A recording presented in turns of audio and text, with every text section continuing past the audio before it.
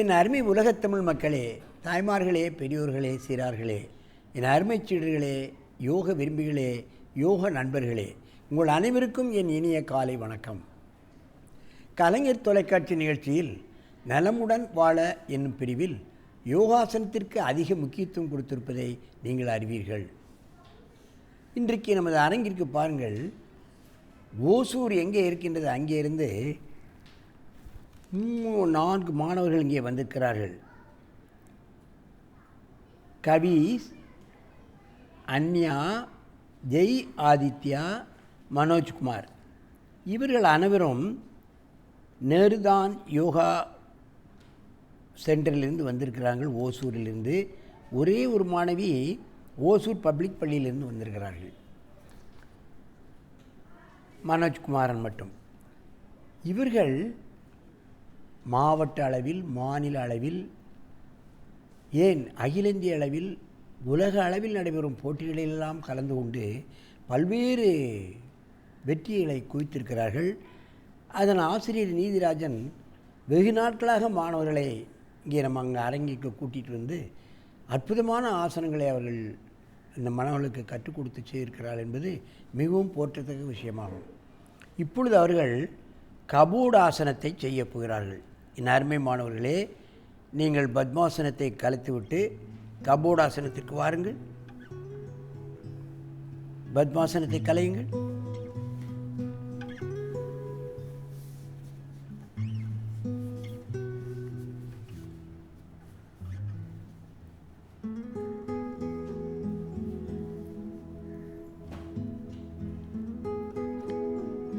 பின்னால் காலை வளைத்து தலையை தொடுவது என்பது மிக மிக கடினம். கபோடாசனம், பலமுறை இந்த கபோடாசனத்தை பற்றி உங்களுக்கு நான் அதன் பலன்கள், அது எப்படி இதுக்கு பேர் வந்தது என்பதையெல்லாம் பற்றி நான் ஏற்கனவே கூறியிருக்கின்றேன். மெதுவாக கீழே இறக்குங்கள். தலையை கீழே வைத்துக் கொள்ளுங்கள். நீண்ட மூச்சு வாங்கிக் கொள்ளுங்கள். கையை நேராக நீட்டிவிட வேண்டும். என்ன, இப்போ மீண்டும் ஒரு முறை இந்த ஆசனத்தை செய்யுங்கள். கையை மடக்கக்கூடாது, ஸ்ட்ரைட் ஆக்கிடணும். மார்பகம் விரியப்படுகிறது, கழுத்து வளைக்கப்படுகிறது, முதுகு வளைக்கப்படுகிறது, கால் தரையை தொடுகின்ற காரணத்தினால் அடிமுதுகும் வளைக்கப்படுகிறது. மீண்டும் ஒரு முறை செய்யுங்கள் கபோடாசனம். கை நேராக இருக்க வேண்டும். கை மடங்குது பொண்ணு, கை நேராக இருக்க வேண்டும். 2 கையும் நேராக்கு. கபோடாசனம்னா மருந்து பெட்டி ஆசனம் என்று பெயர். அந்த காலத்தில் தலை நேரவை, அந்த காலத்தில் அரச குலத்தில் ஒரே ஒரு வைத்தியர் தான் இருப்பார். இது போன்ற ஒரு பெட்டியில் எல்லா மருந்துகளும் இருக்கும். அதை எடுத்துக்கொண்டு தான் அரச வம்சத்தினருக்கு அவர் வைத்தியம் செய்ய செல்வார். அந்த பெட்டியினுடைய ஞாபகார்த்தமாக இந்த ஆசனத்தை நமது முனிவர்கள் தந்திருக்கிறார்கள், கபோடாசனம். அதிலே 100 வகையான மருந்துகள், 100 வகையான வியாதிகளுக்கு இருக்கும். ஆகவே இந்த ஆசனத்தை செய்தாலே 100 வகையான வியாதிகளையும் குணப்படுத்தக்கூடிய வல்லது. அப்படியே மெதுவாக இறக்குங்கள். தலை கீழே இறக்குங்கள். நீண்ட மூச்சு 2 வாங்குங்கள். நன்றாக மூச்சை இழுங்கள். இப்பொழுது நீங்கள் தலையை என் பக்கமாக வைத்து காலை அங்கே நீட்ட வேண்டும். எந்திருங்கள். தலை எங்கே வைங்க, என் பக்கம் வைங்க. கை ஸ்ட்ரைட்டாக இருக்கும். தலை பின்ன போட்டோம், காலை தலையில் வை. காலை தலையில் வைப்பது என்பது ரொம்ப கடினம். முதுகெலும்பு வளைக்கப்படுகிறது. முதுகெலும்பை வளைக்கத்தான் நமக்கு அந்த வயோதிகம் தள்ளி போடப்படுகிறது என்பதை நீங்கள் தெரிந்து கொள்ள வேண்டும். பின்னால் வளையக்கூடிய சந்தர்ப்பமே நமக்கு கிடையாது. வாழ்க்கையில் முன்னால் எப்போதாவது குனிவுமை தவிர பின்னால் எங்கே வளைகின்றோம்?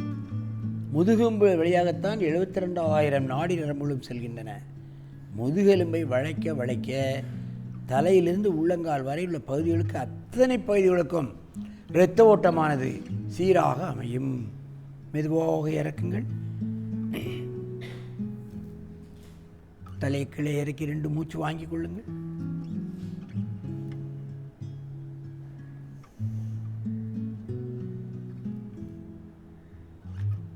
மீண்டும் ஒரு முறை தூக்குங்கள். மெதுவா.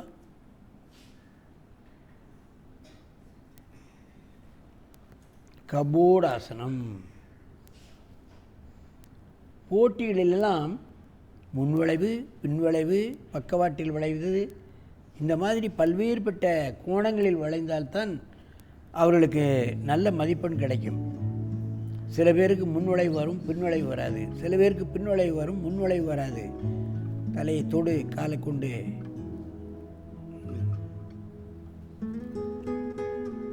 இந்த குழந்தைகள் பாருங்கள், எவ்வளவு நேரம் வேண்டுமானாலும் இந்த நிலையில் நாங்களால் இருக்க முடியும் என்று செய்து காட்டுகிறார்கள். மெதுவாக இறக்குங்கள்.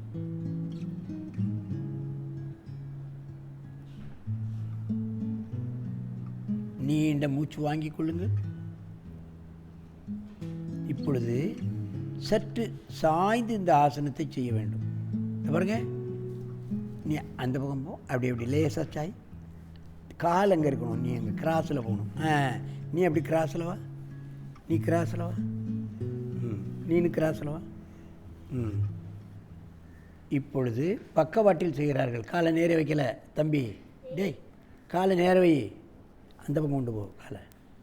இன்னும் இப்போ பாடு, கபாடாசனம் போடு. காலை சேர்த்துக்கணும், தூக்கு. கபாடாசனம் வாங்க. கபோடாசனம். காலை மடக்கி தலையில் வையுங்கள். கை நேரானா தான் கால் தலைக்கு போவோம்.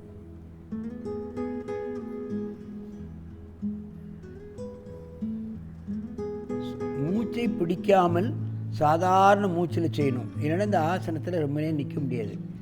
சாதாரண மூச்சில் ஆசனங்களை செய்தால் எந்த கடினமான ஆசனங்களையும் லகுவாக நாம் செய்ய முடியும்.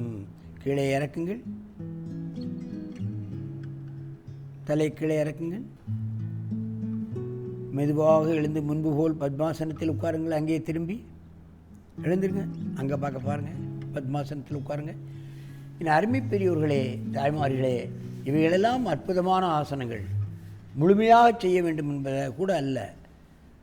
மாணவர்களுக்கு அடிக்கடி சளித்தொல்லை வருகிறது, முதுகு வலி வருகிறது, கழுத்து வலி வருகிறது, இன்ன பிற எத்தனையோ பிரச்சனைகள் மாணவர்களுக்கு வருகிறது. இந்த மாதிரியான ஆசனங்களை காலையிலும் மாலையிலும் அவர்கள் பழகிவிட்டார்களானால் 10 நிமிஷம் போதும், ரொம்ப நேரம் செய்யணுங்கிற அவசியம் இல்லை. ஏதாவது விடுமுறை நாட்களில் ஒரு மணி நேரம் பண்ணலாம். மற்ற நாட்களில் 10 நிமிஷம் பண்ணிட்டு போனோம்னா பள்ளிக்கூடத்தில் சுறுசுறுப்பாக பாடங்களை கவனிக்கக்கூடிய ஒரு தன்மை தானாகவே வந்துவிடும். ஆகவே இது போன்ற ஆசனங்களை மாணவ மணிகளை கற்க வைத்து அவர்களை என்றும் ஆரோக்கியமாக வாழ்வதற்கான வழிமுறைகளை நீங்கள் காண வேண்டும் என்று கூறி உங்களிடமிருந்து விடைபெறுவது ஆசனம் ஆண்டியப்பன். வணக்கம்.